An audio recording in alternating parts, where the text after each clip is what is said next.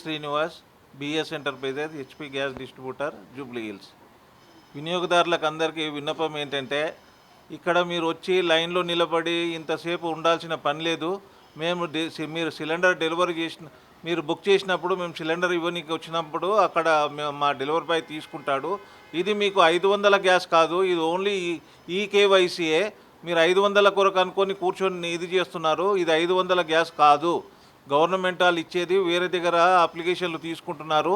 మీరు ఆ సెంటర్ చూసుకొని అక్కడ మీరు అప్లికేషన్ ఇవ్వాలని మనవి చేస్తున్నాం. ప్లీజ్.